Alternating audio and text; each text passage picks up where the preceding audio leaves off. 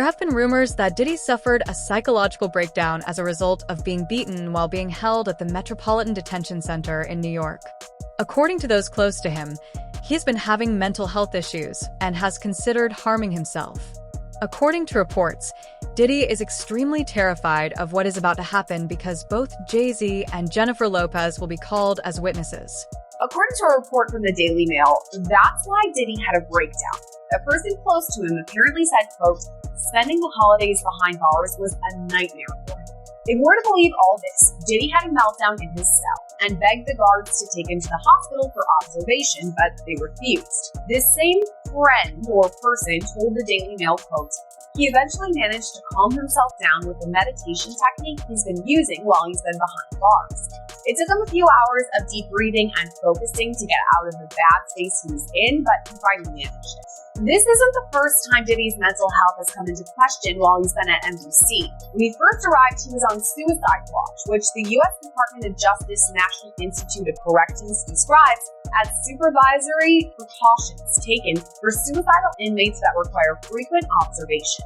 Diddy's suicide watch was only temporary, though. He was housed in a special protected unit of the jail after that for the first few weeks of his stay.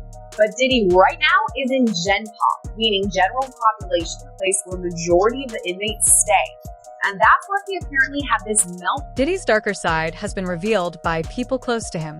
Additionally, it has been alleged that a number of prisoners have sued him. Among them was Jonathan AI, who gave a shocking interview about Diddy and was detained in relation to a 2018 shooting at Trump's National Doral Golf Course in Miami. Jonathan said in an interrogation that same year that he was being pressured by what he called a Hollywood gay mafia and that Diddy had been using him as a sex slave. Possible we might. It takes a certain individual to prepare itself through a lot of years of jail. From the lifestyle that he had, I'm not saying that he can't. I just don't see him able to do time behind bars. Maybe if he be in a camp type situation, that's a possibility. But based on the lifestyle and what he's done and what he's accomplished, if he has to go behind those bars for a lot of years, I think that he may commit to do an Epstein. Why did he pull the versus? They was watching it, bro. They was watching it. And then I think that he had to turn over his passport. Even if you own your own private jet, they have a system up there where that you're supposed to check your passport and anything that you need to fly as if you were flying commercial. Cardell Smith, an inmate presently serving time for an alleged sexual assault that he believes Diddy framed him for, is another prisoner who has sued Diddy. Cardell allegedly prevailed in a lawsuit against Diddy for $100 million. However, Diddy's legal team is currently contesting that decision. Cardell, a bartender at a Holiday Inn in Detroit, alleges in his lawsuit that Diddy assaulted him at a party there in 1997. He claims that Diddy recorded the incident and then showed Jennifer Lopez the video, making her a material witness. Cardell claims that in spite of... But going back to Cardell Smith's filing, his notice says that Jennifer Lynn Lopez, aka J-Lo, aka Jenny from the Block, quote, will be called as a material witness and expert to Sean Combs' viewing, possession, and distribution of a sexual assault upon the plaintiff in 1997, and the orders of defendant Sean Combs forcing Jennifer Lopez to remain silent about the videotaped sexual assault of plaintiff by defendant.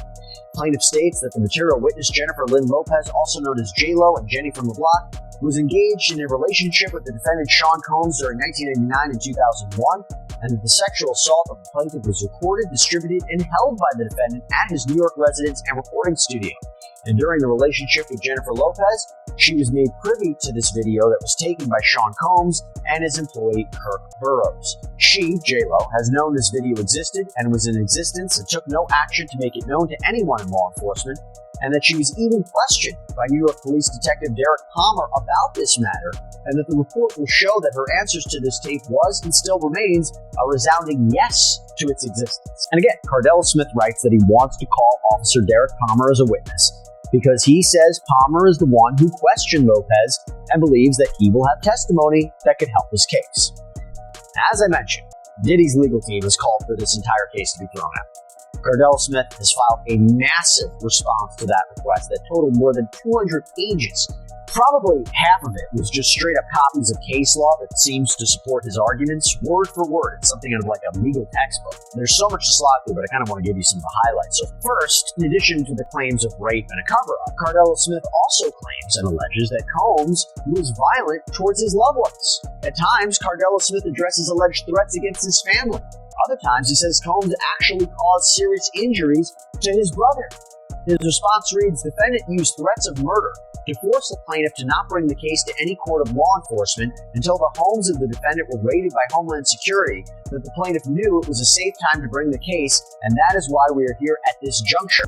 And Cardell Smith argued that fear for his own safety and the safety of his family is one of the main reasons that he waited so long to report the alleged rape, and says that that reason alone should override any issue with the statute of limitations, that these claims might otherwise be time-barred. And he also argues that while he's been in prison, fellow inmates and prison guards have threatened him on behalf of Sean Combs. The number of lawsuits against Diddy keeps growing the longer he is incarcerated. He allegedly used money and fear to keep individuals quiet for years. However, the victims are now at last speaking up. According to reports, Jay-Z and Jennifer Lopez are only the first of many people to be named. As the case progresses, more well-known people are anticipated to come to light. Diddy, who is terrified for his safety, has been in a desperate the proposed bail package. A $50 million bond, co-signed by him, his mom, and his sister, the mother of his oldest daughter, and his 3 adult sons. It's going to be secured by the equity in his property in Miami, Florida. Home detention, his passport will be surrendered. The government said that's insufficient. They said, look at the charges, look at the weight of the evidence that I just mentioned. They said they have allegations that he and his associates were trying to tamper with witness testimony last year so that they wouldn't cooperate with the government. What do you take away about who has a stronger argument in terms of bail? Well, I think his counsel has done the best they possibly can. I think bringing him there voluntarily is very smart, starts them out on the right foot. But I think the last thing that you just mentioned, the interfering with witnesses. That's the allegation, yeah. If that's true, or I should say, if there's real admission that happened, I think that might tip the scales in favor of not letting him out pending trial, because I think, and you know this, I think judges take an extraordinarily dim view of that, and that might be the factor that tips the scale against him. But I think as far as the tactic, I think it was very smart to do what they did and to say, look, you know, he's here, you didn't have to track him down, he's got a real defense here, he's doing everything right, at least right now. I'm not sure it's going to be enough at the end of the day.